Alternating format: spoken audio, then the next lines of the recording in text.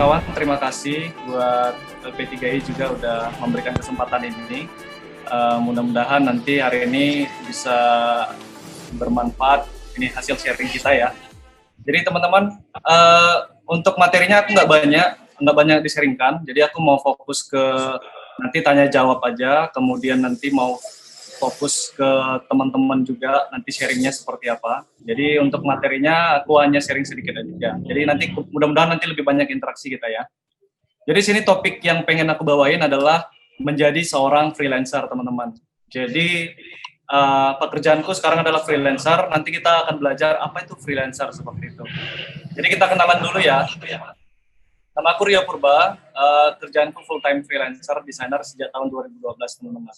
Nah, jadi 2010 sampai 2018 itu rata-rata udah bermain di beberapa marketplace desain di luar negeri, ya. Jadi ini ada 99 desain. Kalau yang kawan-kawan suka desain pasti udah kenal nih. Kemudian ada 1000, Graphic River, ada Top Coder juga yang tadi sudah disebutkan oleh presenter tadi. Dan next, nah yang tadi disebutin Top Coder Open 2018 kemarin ada turnamen. Namanya Top Coder Open 2018 itu finalnya itu di Dallas ya, Dallas Texas di Amerika. Nah jadi kebetulan waktu itu 2018 bulan November aku terpilih sebagai salah satu finalis ya untuk berangkat ke Dallas waktu itu bersama 14 desainer dari berbagai negara waktu itu untuk tanding turnamen desain finalnya di Amerika waktu itu.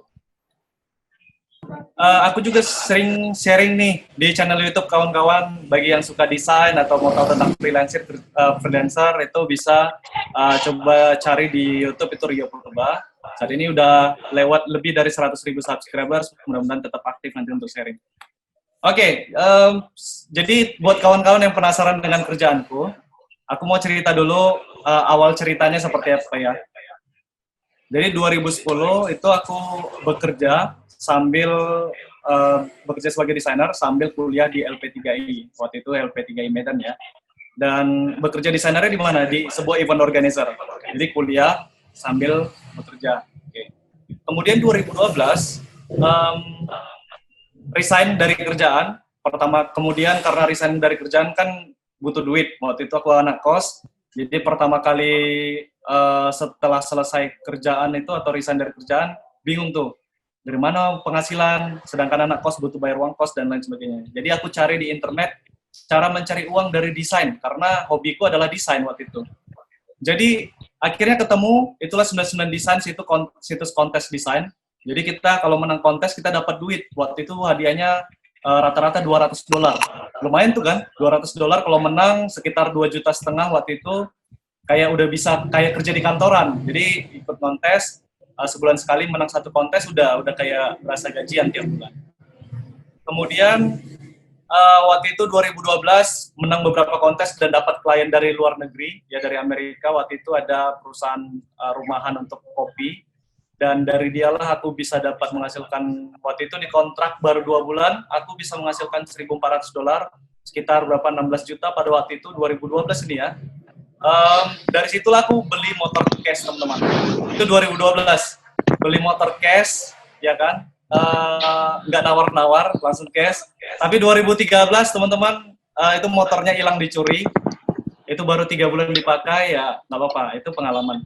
Nah setelah itu karena baru kejadian sedikit yang tidak mengenakan di dunia desain, akhirnya karena selesai juga kuliah di LP3 2013. Waktu itu kebetulan ditarik kerja oleh LP3I sebagai programmer.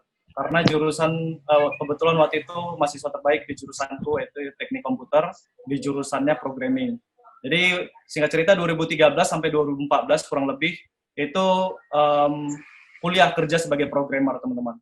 Karena jurusannya programmer, padahal hobiku waktu itu adalah desain. Jadi berbeda sebenarnya jurusan kuliah sama hobi pada waktu itu. Oke, jadi dari situ 2014 akhirnya resign dari programmer karena aku merasa kayaknya jiwaku bukan di sini, hobiku bukan di sini. Dengan berat hati resign dari LP3I sebagai programmer dan mulailah ngerintis karir lagi sebagai seorang freelancer, jualan skill atau hobi yang aku punya. Nah, seperti apa sih kerja freelancer? Jadi mulai dari setelah resign dari LP3I 2014 sampai sekarang aku freelancer tuh statusnya. Jadi kerjanya sendiri, bosnya sebagai bos, sebagai pekerja, sebagai marketing, sebagai tukang suruh, semua dilakukan sendiri. Seperti apa sih kerjanya? Jadi kawan-kawan lihat di layar, ini dari tempat tidur. Tempat tidur, roadmap-nya itu bisa langsung ke meja kerja. Dari meja kerja atau bisa ngopi ke kafe. Dari kafe nanti bisa mau ke liburan ke pantai, bisa nonton film atau mau ke mall gitu ya, terserah gitu. Artinya freelancer ini bisa kerja di mana aja. Jadi kalau kalian kerja dengan mengandalkan hobi, kalian menjadi profesional, ya seorang profesional, kalian menjadi freelancer, kalian bebas mau kerja dari mana aja, nggak harus pergi ke kantor, nggak harus terikat kerja gitu ya, dengan waktu kerja. Gitu. Oke, kita coba lebih dalam lagi ya teman-teman. Jadi freelancer itu apa nih? Ini aku kutip dari Wikipedia. Terms commonly used for a person. Jadi seseorang gitu ya, yang self-employed, yang mempekerjakan dirinya ya, dan not necessarily committed to a particular employer long term. Jadi seseorang yang mempekerjakan dirinya tanpa terikat kontrak yang terlalu lama. Misalnya ini aku nih ya, aku menjual skillku yaitu desain ke sebuah perusahaan yang membutuhkan desain logo. Jadi setelah proyeknya selesai 1 bulan, ya udah aku nggak terikat sama sekali dengan mereka. Jadi aku cari proyekan yang baru, perusahaan yang baru. Jadi 1 bulan itu aku bisa bekerja untuk beberapa perusahaan. Ada 5 perusahaan, ada berapa perusahaan seperti itu. Kita lanjut ya, kawan-kawan. By the way, ini aku sore ini, aku sedang di kampung dan kebetulan di kampung kita agak ribut, jadi agak ribut nih. Next, poin penting menjadi seorang freelancer itu adalah, ini aku suka nih kata atau quote dari Panji Pragiwaksono, menjadi unik lebih baik daripada lebih baik. Jadi menjadi unik lebih baik daripada lebih baik. Jadi kawan-kawan yang sedang misalnya sekolah atau nanti mau kuliah juga kan, memang penting untuk menjadi lebih baik di bidang akademisi. Jadi pintar gitu, dapat juara, dapat ranking. Tapi poinnya adalah ketika kita mau jadi menjual jasa kita, menjual hobi kita, itu poinnya adalah menjadi unik ya. Menjadi unik itu lebih baik. Oke. Next. Oke, sekarang apa sih yang diperlukan untuk menjual skill kita sebagai freelancer atau menjual hobi kita gitu. Coba di sini aku mau tanya ya, teman-teman. Nanti aku tanya lagi sih memang, tapi mulai dari sekarang coba dipikirin. Kira-kira skill kalian di bidang apa? Coba di chat ya. Skill atau hobi kalian atau passion kalian di bidang apa? Oke, nanti seiring berjalannya materi next, nanti aku coba bacain ya. Oke, apa yang diperlukan untuk menjual skill atau hobi kita sebagai freelancer? Pertama, namanya juga menjual skill atau menjual hobi. Yang dibutuhkan pertama kali adalah skill. Oke, kalau teman-teman nggak punya skill, susah ngejualnya gitu. Atau susah orang mau mempekerjakan kita. Ada perusahaan datang, ya kita nggak suka skill, nggak ada skillnya mau gimana gitu, mau dipekerjakan. Oke, jadi pertama skill. Jadi ada 3 inti poinnya dari skill ini. Yang pertama adalah kompetensi. Teman-teman di bidang apa itu kompetensinya atau skillnya atau hobinya? Misalnya ada di bidang masak. Contohnya aku Rio Purba, kompetensiku yaitu di bidang desain grafis. Jadi ada memasak, ada desain grafis, ada menyanyi, ada banyak lah ya hobi kalian masing-masing. Yang kedua, tingkatan yang kedua adalah core value. Core value itu adalah lebih spesifik lagi skill kalian itu apa gitu. Misalnya desain grafis aku, itu bidangnya, kompetensinya. Tapi core value-nya adalah logo desain. Ya, aku sering membranding diriku adalah sebagai desainer brand dan desainer logo gitu. Nah, teman-teman, memasak itu adalah kompetensinya, tapi yang core value-nya apa? Yang orang lain tidak punya gitu. Misalnya memasak kue yang imut-imut misalnya. Itu teman-teman yang terkenal, orang-orang tahu, ini si Wan Nabila misalnya. Dia suka masak ya, dan dia paling jago masak itu yang kue-kue imut misalnya. Atau sekarang lagi heboh atau lagi tren itu kopi kan, kopi dalgona, kopi macam-macam gitu kan.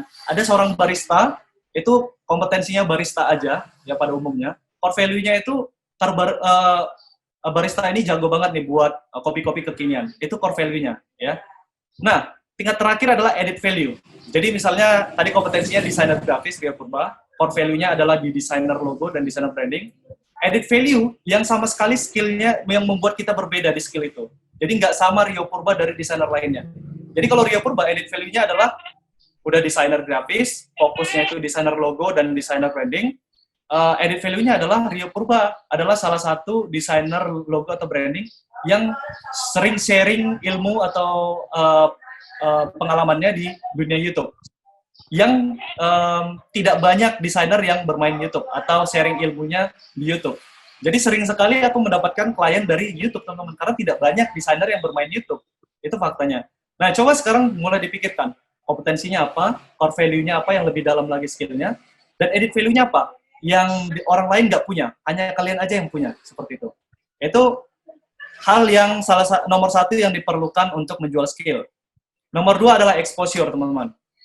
Jadi kalau kalian sudah punya skill, yang kedua adalah exposure. Exposure itu adalah bagaimana teman-teman menampilkan diri kalian itu ke permukaan, sehingga orang atau perusahaan lain bisa melihat kalian.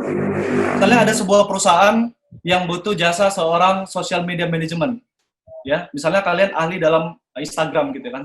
Kalian bisa membuat yang Instagram itu profilnya, yang followersnya dari 100 itu bisa kalian buat jadi 10.000.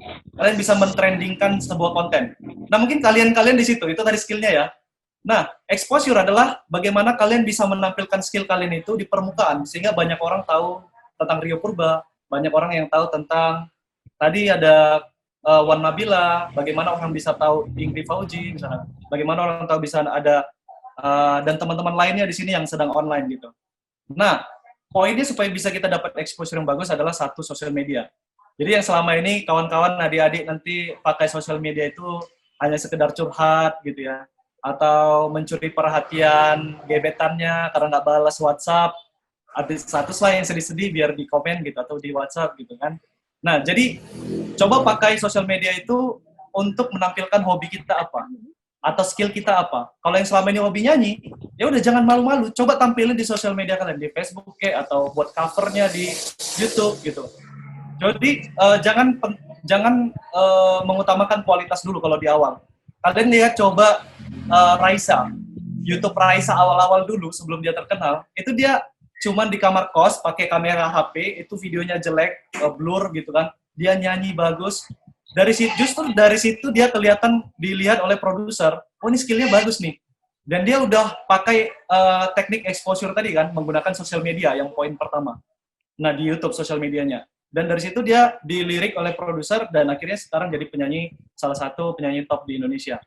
Nah, jadi kawan-kawan, kalau mau exposurekan skill kita atau memperlihatkan skill kita di hadapan orang banyak, pakai sosial media yang pertama. Karena bisa bayangin, sosial media itu kan ada Instagram, ada Facebook, ada YouTube. Ini adalah 3 top sosial media yang paling banyak dipakai di Indonesia. Coba bayangin, atau coba dijawab ya pertanyaanku ya. Perusahaan apa yang tidak punya channel YouTube saat ini? Bahkan TV pun udah punya channel YouTube, teman-teman. Padahal itu TV ya, stasiun TV. Atau perusahaan apa yang sekarang tidak punya Instagram? Semua perusahaan rata-rata punya Instagram. Jadi bayangin kalau kalian serius menampilkan skill kalian, hobi kalian di Instagram, di tempat perusahaan-perusahaan pada daftar itu ada punya profil di Instagram dan Facebook dan YouTube. Coba kalian pakai itu sosial media dengan benar, pasti kalian akan mendapatkan dampak yang positif gitu. Pasti banyak orang yang tertarik dengan skill kalian. Yang kedua adalah website pribadi. Ya, ini aku buat nomor kedua karena ya ini nggak terlalu penting sekali ya. Syarat utama itu adalah sosial media, itu udah gratis, gampang sekali pakainya gitu. Yang ketiga adalah kolaborasi atau networking. Jadi teman-teman kalau lihat di channel YouTube, sering ada artis 1, artis 2 itu kolaborasi. Atau ada YouTuber 1, YouTuber 2 kolaborasi. Atau di TV juga, antara artis 1, artis 2 sering kolaborasi. Ya. Teknik kolaborasi ini sebenarnya untuk menambah followers mereka. Jadi followers 1 sama followers 2 bertemu, supaya nanti followers mereka bertambah banyak. Tujuannya memperbanyak followers adalah supaya pundi-pundi keuangannya atau yang calon-calon kliennya itu juga tambah banyak gitu teman-teman. Nah, jadi kolaborasi ini bisa juga networking ya, teman-teman bergabung ke komunitas, itu kan kolaborasi juga. Atau teman-teman bergabung dengan teman-teman perkumpulan di mana di sekitar perumahan kalian atau misalnya di daerah lain gitu. Coba cari yang hobi masak, coba cari komunitas masak. Yang hobi desain, coba cari komunitas desain. Nah, dari situ nanti bisa sharing ilmu, bisa juga sharing klien gitu. Oke. Jadi teman-teman, untuk menjadi atau menjual skill atau menjual skill sebagai freelancer itu ada 2 ya. Ada skill yang pertama, yang kedua adalah exposure. Ini teman-teman harus pahami. Yang ketiga, next. Coba sekarang pikirin apa yang kita suka. Apa hobi kalian, teman-teman? Coba. Aku mau baca chat ya. Aku mau baca chat. Hobinya nulis, Kak. Nulis bisa jadi freelance writer. Coba yang lain, yang mana ya? Main komputer Packaging sekarang. design, berarti Dunia desain. YouTube ya. Dunia YouTube. Dunia YouTube. Oke, YouTube itu YouTube itu ingat tadi ya, YouTube itu exposure. YouTube itu hanya sosial media. Skillnya apa? Makanya coba kita perhatikan YouTuber sekarang. Itu ada skillnya, ada gaming. Dia mau buat channel YouTube gamers. Editor Atau video, dia edit video bisa. Saya suka Edit video jualan itu juga. edit video siapa sih? Aduh, YouTuber edit video di Indonesia. Aduh, aku lupa. lupa juga. Lupa juga. ada. Komputer ya. Padahal kita berteman di Instagram, aku lupa namanya. Komputer Oke. ya. Salah satunya Agung Apsa itu bagus. Nah, jadi Agung Apsa dia bisa seperti ngiklan HP gitu kan. Tapi dia teknik videografinya bagus sehingga orang nggak nyadar, oh ini iklan ternyata gitu. Nah, itu kalau teman-teman yang punya skill editing video. Kemudian menggambar bisa sebagai ilustrator ya. Kemudian kita lihat lagi ya. Ada menari bisa. Nah, banyak teman-teman channel YouTube dancing ya. Ada modern dancing, ada traditional dancing. Itu nanti teman-teman bisa tampilkan di situ. Gaming nggak? Gimana? Gaming juga bisa. Banyak kan YouTuber gamers kan. Oke, coba di-mute lagi teman-teman. Coba di-mute lagi. Kalau channel tutorial, Oke, di-mute dulu. Biar nggak terganggu yang lain ya. saya suka jualan, Kak.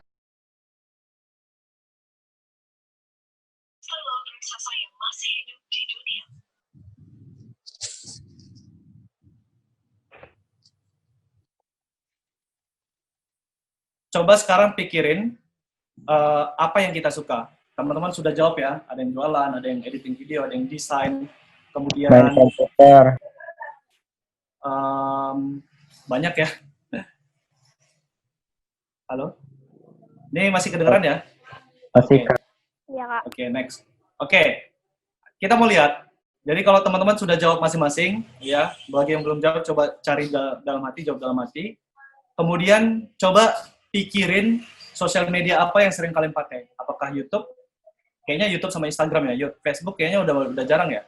Tapi mungkin masih ada juga. Nah, coba sekarang kita bayangin, mulai sebulan ke depan, sampai bulan Mei, coba itu kita berbenah sosial media kita. Mulai dari Instagram dulu deh, ya. Instagram, coba dihapusin foto-foto yang nggak sesuai dengan hobi kita, atau mau buat profil baru, Instagram baru. Tapi bedanya nanti kita followersnya dari nol lagi kan. Jadi kalau teman-teman mau followersnya lebih banyak, ya pakai sosial media yang saat ini aja, misalnya Instagram, yang personal akunnya, nanti dibersihin foto-foto yang nggak berhubungan dengan skill kita atau hobi kita. Nah, selama sebulan ke depan, teman-teman silakan upload coba hobi-hobi kalian, baik itu desain, baik itu yang menyanyi bisa cover lagu, baik itu bermain piano bisa cover lagu juga untuk yang piano gitu. Ingat ya, teman-teman, tadi kalau skill kita, kompetensi kita masih umum, itu sangat banyak pesaingnya. Jadi bermain piano itu sudah banyak itu yang teman-teman di Instagram banyak yang bermain cover piano, atau di YouTube juga udah banyak. Coba cari core value-nya. Core value-nya itu misalnya kalian bermain piano, coba pilih yang lebih spesifik lagi khusus untuk lagu-lagu tidur. Jadi kalau ada orang yang susah tidur, mereka buka channel kalian atau mereka buka Instagram kalian. Itu kan sudah core value. Nah, coba pikirin lagi setelah dapat core value-nya, coba pikir lagi edit value-nya. Apa? Yang orang lain tidak punya, hanya kalian yang punya. Oke? Jadi coba dipikirin tuh, ya, benar-benar apa yang pengen kalian garap. Aku kasih contoh satu. Ini satu ada namanya channel YouTube-nya Anak Agung Dwi Arsana. Mungkin teman-teman yang hobi elektronik atau yang sering bongkar-bongkar alat elektronik itu sering lihat mungkin atau pernah lihat. Jadi Mas Agung ini adalah seorang reparasi ya, elektronik. Jadi ada dia bongkar TV, bongkar ini proyektor, bongkar macam-macam lah pokoknya peralatan elektronik. Dan itu dia videoin gitu, sambil sharing kawan-kawan kalau nanti TV-nya rusak atau banyak yang bintik-bintik semut-semutnya, jangan dibuang ya. Cara perbaikinya gini gitu. tahu yang lihat, yang nonton videonya itu ratusan ribu kawan-kawan. Dan subscribersnya udah 400.000. Bisa ini adalah, pertama, dia dapat penghasilan ads ya, atau dari iklan YouTube. Oke? Iklan YouTube itu banyak ya. Kalau aku aja, ya memang nggak besar. Kalau misalnya satu video itu hanya 5.000 views atau 10.000 views. Kalau kan ya kalau yang nonton video desain kan sedikit kan viewsnya. Tapi itu aja udah bisa menghasilkan penghasilan iklan itu 2 juta sampai 3 juta per bulan. Nah, kalau misalnya yang video itu seratusan ribu, seperti salah satunya Anak Agung Dwi Arsana ini, dengan subscribers yang 400.000, itu penghasilannya pasti udah di atas 5 juta per bulan. Itu baru dari iklan. Belum lagi karena dia sering oprek-oprek ya perangkat elektronik yang brand besar seperti Epson, Toshiba, itu pasti ada brand-brand besar ini yang kepincut dan mau mengajak kerjasama. Rio Purba aja yang followersnya atau subscribersnya masih sedikit, itu pernah diajak kerjasama oleh Gojek, oleh Traveloka, dan banyak brand besar, apalagi yang views-nya udah gede seperti Anak Agung Dwi Arsana ini. Itu baru penghasilan yang kedua. Penghasilan yang ketiga, coba bayangin, dia tinggal di mana gitu kan. Misalnya kita bilang, let's say di kota di Jawa salah satunya, misalnya di mana? Semarang misalnya, kita katakan aja seperti itu ya, aku nggak tahu kota pastinya. Misalnya di Semarang. Bayangin bisa dapat berapa project ya untuk reparasi alat atau alat elektronik lah seperti itu ke Mas Agung gini gitu. Banyak, pasti aku yakin banyak dapat project reparasi itu dalam sebulan pasti banyak banjir gitu. Nah, coba pikirin teman-teman, kalau skillnya itu sudah kalian rutin upload, skill kalian, hobi kalian itu rutin upload di sebuah YouTube channel, dan itu kalian fokusin, dan views-nya sudah banyak, ya, itu kalian akan mendapatkan beberapa sumber penghasilan beberapa kali yang sudah aku sebutin tadi. Salah satunya aku coba. Jadi aku satu dapat penghasilan dari iklan, yang kedua aku jualan. Yang kedua aku jualan template-template desain yang berhubungan dengan audiensku desain, dan penghasilanku juga cukup gede dari situ. Yang ketiga, karena aku sering upload video di desain logo dan video-video lainnya, itu aku sering mendapatkan klien dari perusahaan dari manapun di kota Indonesia untuk memesan desain logo dan desain branding kepada Rio Purba. Dan sehingga pada saat ini, karena banyak sekali project yang masuk, aku membangun studio namanya Yellow Design Studio di kota Medan. Dan itu kita saat ini sudah ada 3 desainer di dalam. Dan ini yang sampai sekarang ini, walaupun masa COVID-19, Corona, kita kebanjiran project sampai pada saat ini. Karena banyak sekali perusahaan atau brand atau bisnis yang sekarang mulai atau mulai sadar dengan dunia online. Ya, selama ini mereka menunggu pelanggan seperti restoran. Pada saat ini sunyi ya, COVID-19 tidak ada yang datang ke restoran, tidak ada yang berani keluar gitu. Malah mereka sekarang mau online semuanya gitu. Jadi banyak sekali klien-klien yang datang. Nah, jadi kawan-kawan, ada 2 poin penting kesimpulannya. Ini materinya sudah selesai, nanti kita masuk ke tanya jawab aja. Yang pertama ada skill, yang kedua adalah exposure. Kalau kalian punya skill, usahakan core value-nya itu ada, ya. Kemudian kalau bisa lagi ada edit value sehingga membuat kalian berbeda dari yang lainnya. Kemudian pakai exposure, ya, supaya orang lain bisa melihat skill kalian. Itu pakai exposure, sosial media salah satunya. Oke, baik, itu aja mungkin materi dari aku buat teman-teman, adik-adik yang pengen menjual hobinya atau skillnya kepada orang banyak. Ya, mudah-mudahan materi ini bisa bermanfaat. Nanti aku kembalikan, coba sekarang aku kembalikan kepada presenter ya. Terima kasih. Tadi sangat biru. Teman-teman bisa dengar suara saya? Bisa, Kak. Halo, tes. Iya, Kak. Ya, Kak. Bisa, Kak. Messenger aja.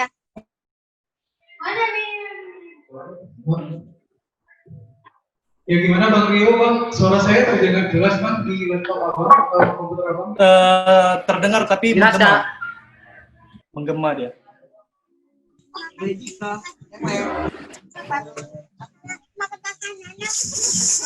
Ya, kok nggak ngambil nasi itu mana?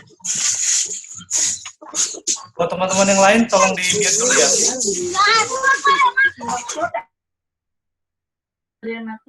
Dengar jelas suara saya, teman-teman. kalau bisa terdengar dihidupin mikrofonnya bilang iya ya teman-teman biar saya juga bisa tahu apakah suara saya jelas atau enggak kan teman-teman. Bisa. Cuman menggema Nah, ya. pertama aku mau ngucapin makasih buat Bang Rio yang udah presentasi tentang hobi yang sangat bermanfaat kali. Jadi kita tahu gitu gimana ruang lingkup hobi itu bisa merubah menjadi sumber apa yang dibilang Bang Rio dan bisa makin saran-saran yang Bang Rio tadi jelaskan gitu di presentasi. Nah teman-teman untuk selanjutnya kita ada 3 pertanyaan. Kita Itu di chatbox itu udah dan ini. pertanyaan aja tentang topik yang hari ini atau ada pertanyaan lain yang benar-benar teman-teman mau tanyain di luar dari yang disampaikan Bang Rio tapi dalam ruang lingkup topik pembicaraan kita gitu. Mohon kasih nama di chatbox. Gak apa-apa, nanti di chatboxnya sini.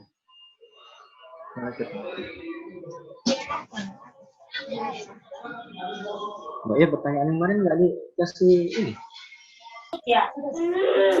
Nah, Boleh nanya, Bang? Teman, sebelumnya kita juga ada beberapa pertanyaan yang sudah masuk dari teman-teman semuanya tentang topik kita hari ini karena kita udah share beberapa flyer di Instagram dan beberapa media lainnya dan kita dapat banyak pertanyaan gitu. Bang Rio bisa dengar jelas suara saya, Bang Rio? Bisa. Aman. Aduh. Coba. Kecil. Bisa aman. Bang Rio bisa terdengar jelas suara saya, Bang?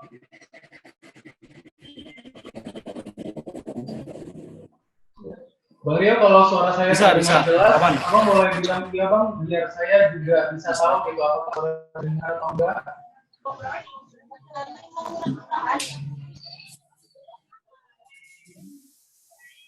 Halo, bisa. Suara aku nggak kedengaran ya? Bisa. Makasih Bang Rio responnya. Nah ini ada pertanyaan yang masuk nih Bang kemarin gitu kan. Ada sekitar beberapa pertanyaan. Pertanyaan pertama itu bisa diceritain nggak sih Bang perjalanan karir Bang Rio dari awal sampai menjadi yang seperti sekarang Bang Rio gitu. Sudah menjadi Indonesian designer vlogger gitu dan sebagainya gitu. Boleh diceritain Bang awal perjalanan itu gimana? Nah, ini acaranya. Baik, terima kasih Bang Zulfikar. Jadi buat kawan-kawan yang bertanya awal perjalanan aku gimana hari kedua. Jadi seperti tadi sudah awalnya itu aku sekedar hobi aja. Dari itu hobi ngedesain itu sejak SMK ya. Jadi SMK udah suka ngedesain. Jadi edit foto gitu, edit foto. Jadi ada foto Harry Potter. Aku ganti wajahnya, ganti wajahku. Awalnya dulu hanya sekedar having fun gitu aja. Jadi tunjukin ke kawan-kawan, wow kawan-kawan ketawa. Awalnya dari situ aja. Jadi setelah itu ada di Mading sering ada lomba untuk sayembara desain di Kota Medan. Jadi sering ikut, terus sering dapat sering menang, sering dapat hadiah dari sayembara itu. Nah setelah selesai SMK, aku ada masuk ngelamar kerja di sebuah event organizer. Nah, itu 2010 ya. 2010 aku udah mulai kerja sebagai desainer. Dari situlah juga aku kuliah juga di LP3I. Jadi kuliah sambil kerja. Jadi pagi sore itu kuliah, pagi sore itu kerja, malamnya itu kuliah di LP3I. Itu kurang lebih sampai 1 tahun aja. Nah, 1 tahun atau hampir 2 tahun gitulah. Karena tingkat kedua di LP3I harus fokus untuk mulai mikirin tugas akhir. Jadi harus berhenti sebagai desainer, kerja sebagai desainer gitu. Tapi setelah 2004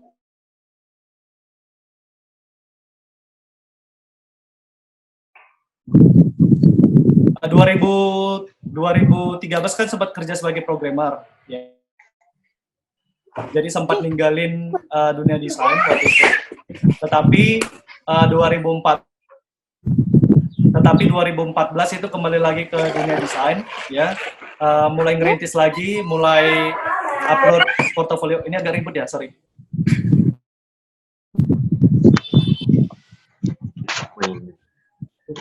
Oke. Selebihnya masih sama seperti yang aku bilang tadi di presentasi.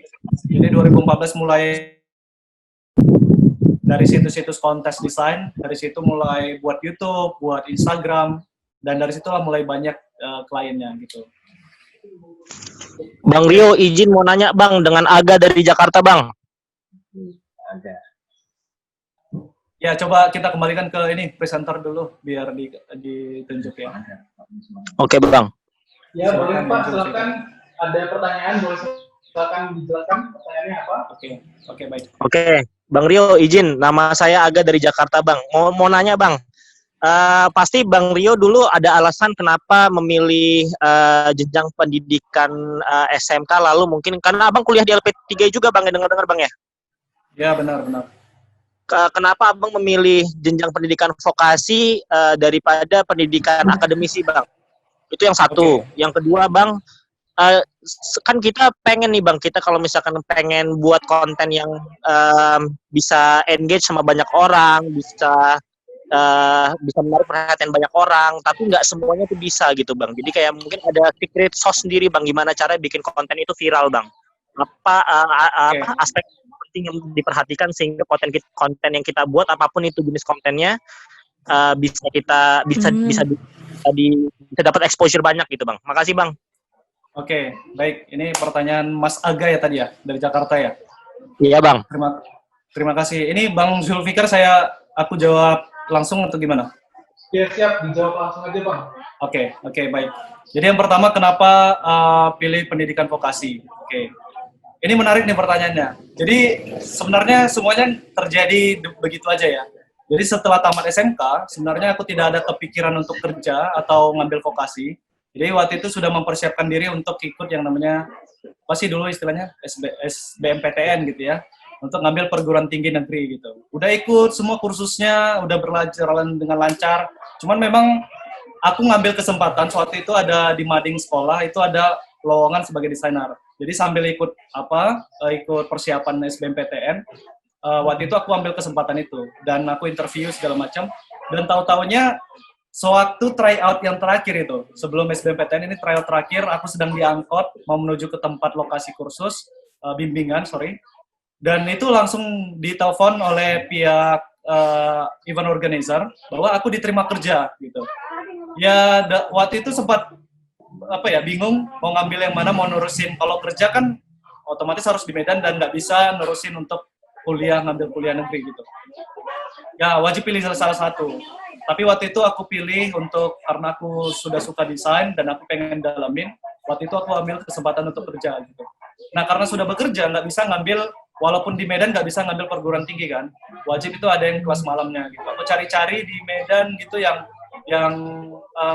cukup bagus, edukasinya, kemudian juga brand dari institusi juga itu kan penting kan. Kalau misalnya nanti suatu saat kita mau kerja atau kita mau melamar ke perusahaan baru gitu kan, itu penting brand dari institusi tersebut. Nah, jadi waktu itu aku dari sekian pilihan, aku pilih LP3I. Dan kebetulan aku cari ada kelas malamnya, adalah kelas programmer waktu itu. Makanya sebenarnya jurusanku lari dari hobiku atau passionku. Tapi teman-teman kalau mau milih perguruan tinggi atau mau kuliah, kalau bisa sesuai dengan hobinya gitu ya. Itu yang pertama pertanyaannya.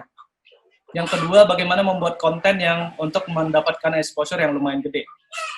Sebenarnya itu tidak ada rahasia khusus ya. Jadi kalau teman-teman sudah berhasil membranding diri, sudah berhasil membangun personal brand kalian sebagai seorang desainer, itu nanti itu ngikut semua gitu. Walaupun kalau nanti sekalipun kalau nanti kalian buat konten di Instagram atau YouTube, karena sudah banyak yang kenal kalian sebagai desainer, ya pasti orang melihat konten kita. Oke, misalnya contoh, kalau teman-teman yang suka bernyanyi tadi, kalau orang tahu suara kalian sudah bagus, gitu ya, dan kalian sudah lumayan terkenal gitu ya, suaranya bagus, udah punya Instagram, terus kalian buat channel YouTube, kalian buat video, mau itu edukasi tentang bernyanyi, mau itu nanti kalian mau menunjukkan skill kalian untuk cover lagu, itu pasti nanti itu mengikut, exposure itu mengikut, pasti tetap banyak yang lihat gitu. Jadi tidak ada skill khusus sebenarnya atau trik khusus gitu. Kalau teman-teman konsisten aja di satu niche atau di satu bidang, gitu. Kalau misalnya bernyanyi aja, desain aja, itu nanti pasti exposure atau membangunnya personal brand kalian itu atau membangun audience kalian itu pasti ngikut. Asalkan itu tadi konsisten. Kalau aku belajar desain atau berkecimpung di dunia desain atau aktif sharing di dunia desain itu sejak tahun 2012. 2014 sampai sekarang, artinya aku udah melalui beberapa tahun, lebih dari 5 tahun, hampir 10 tahun bahkan, itu di bidang ini gitu. Makanya konten-konten YouTube juga banyak, lumayan gede lah, lumayan, walaupun kalau dibandingin dengan Atta Halilintar masih jauh beda ya, jauh sekali. Tapi kalau di dunia desain mudah-mudahan orang sudah lumayan kenal dengan Rio.